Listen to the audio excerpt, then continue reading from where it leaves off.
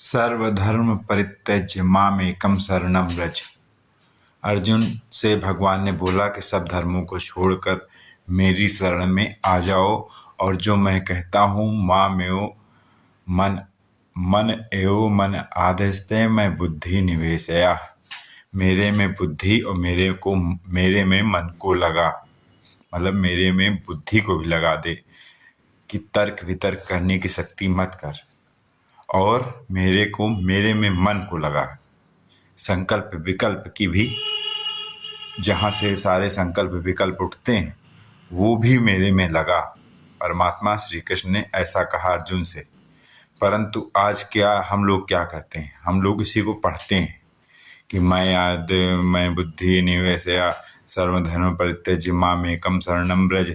इसको पढ़ने से क्या होगा?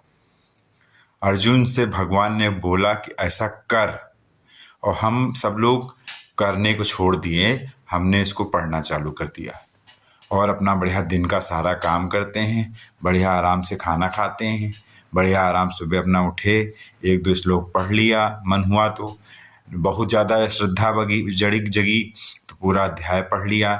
उसके बाद बढ़िया अपना काम किया, सारा अपना बढ़िया नौकरी किया, पैसा कमाया, धन दौलत अपना बढ़िया, बीवी बच्चों में मस्त हैं। ये भगवान ने नहीं कहा। भगवान ने कहा कि मेरे में मन को लगा, मेरे में बुद्धि को लगा, और सब धर्मों को छोड़कर मेरे शरण में आ जा और मेरा अनन्य स्मरण कर। अन्य ना, केवल मन में परमात्मा का ही स्मरण रहे तो जो अलौकिक चीज मिलती है, जो वस्तु प्राप्त होती है, वो सब वस्तु यहाँ की चीज़ों से बहुत बड़ी है। और जो भी चीज़ें संसार में मिल सकती हैं इंद्रियों के विषय, इसके अलावा क्या ही मिलेंगे इस जीव को। आँख का विषय देखना, कान का विषय सुनना, मुंह का विषय खाना, नाक का विषय सूंघना, स्पर्श, हाथ देह का विषय स्पर्श, बस। और भी जो भी हैं विषय, तो इन विषयों, ये तो विषय अनित्य हैं, क्षणभंगुर हैं, आज हैं और थोड़ी देर बाद नहीं रहेंगे। अभी आपने खाना खाया, अभी पेट भर गया, अब आप नहीं खाना खाओगे। अभी आपने कोई चीज़ देखा, एक पिक्चर देख ली, अब उससे मन भर गया, अब वो पिक्चर नहीं देखोगे। अब आप थोड़ा ज़्यादा देख लिया, सर दर्द होने लगा, अब आपको देखना ही नहीं, अब आप आराम करोगे।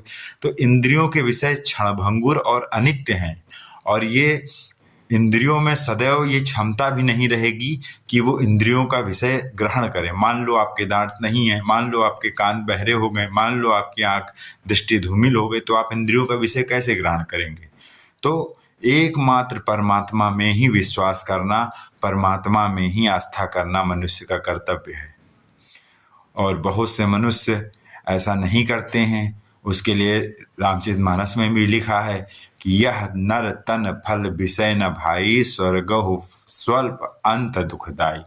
मतलब स्वर्ग भी अगर कोई दे दे तो उसका विफल अंत में दुख का कारण ही होता है, क्योंकि स्वर्ग क्षीणे पुण्य मर्त लोके विसंति। पुण्य क्षीण होने पर वो फिर मृत्यु लोक में आता है और कुकर सूकर कीट पतंगा योनि बन के घूमता है। और स्वर्ग में भी महान दुख है, जैसे यहाँ मृत्यु लोक में है, वहाँ भी तो परमात्मा को प्राप्त करने की भी सुविधा नहीं है। यहाँ तो कम से कम परमात्मा का भजन करके उसको प्राप्त कर सकते हैं।